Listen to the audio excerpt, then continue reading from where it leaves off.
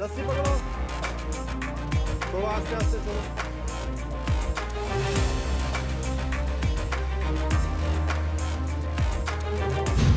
बहुत स्वागत है आप सभी का। आप देख रहे हैं उत्तराखंड न्यूज। मेरे पीछे की इस तस्वीर को देखकर जी में आता है कि अपनी आंखें बंद कर लूं और सोचूं उजाले में भी इतना अंधकार क्यों है। शर्मिंदगी से जी में उबाल आ रहा है। शर्मिंदा है हम क्या, जो भी संवेदनशील है उसे भी होना पड़ेगा। वैसे तो स्थिति अपने आप में शर्मिंदगी के लिए काफी है, क्योंकि ऐसे दिन के लिए कोई भी अपने लिए नुमाइंदे नहीं चुनते हैं। उत्तराखंड इसी दिन के लिए नहीं बना था। साल दर साल गुजरते चले गए, लेकिन गाहे बगाहे ऐसी तस्वीरें सामने आ ही जाती हैं। इस डोली में भारत मां का सपूत है। फिर से एक युद्ध लड़ने पड़ रहा है। 1971 के युद्ध में तो दुश्मनों के दांत खट्टे कर दिए थे, बहुत अच्छे तरीके से उनके छक्के छुड़ाए, लेकिन अपनी अंतिम यात्रा में संघर्ष का सामना कर रहे हैं। ये जो जा रहे हैं इस दुनिया को छोड़कर पंचतत्व में विलीन होने के लिए, ये फौजी हैं। जब जिंदा थे तब देश के लिए लड़ाई लड़ी, आज अपने लिए लड़ रहे हैं। गांव से शमशान तक जाने के लिए नदी पार करनी थी और पुल था नहीं। पार्थिव शरीर को ट्राली से उफनाई गौला नदी पर पार कराई, तब जाकर के 4 कंधे नसीब हुए।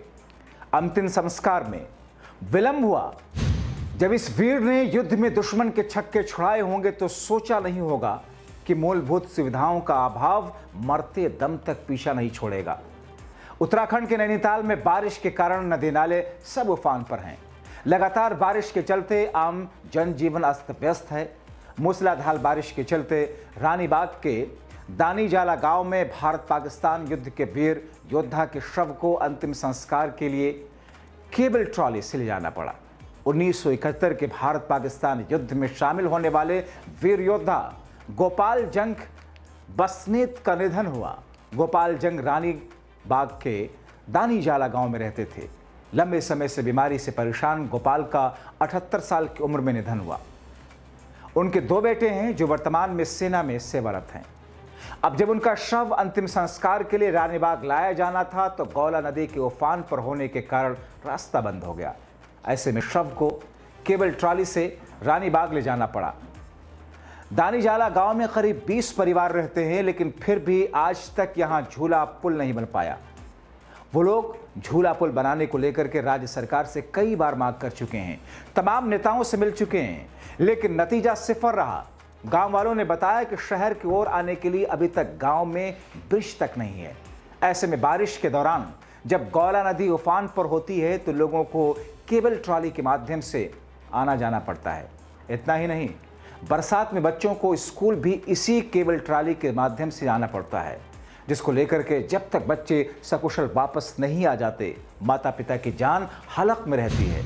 हल्द्वानी शहर से कुछ ही दूरी पर बसे दानीजाला गांव ने भारतीय सेना को कई जवान दिए।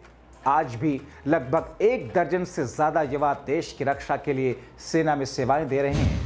ऐसे में अपने मूलभूत अधिकारों से वंचित होने पर गांव वालों ने नाराजगी जाहिर की। सरकार से जल्द झूला पुल का निर्माण कराने की मांग की है।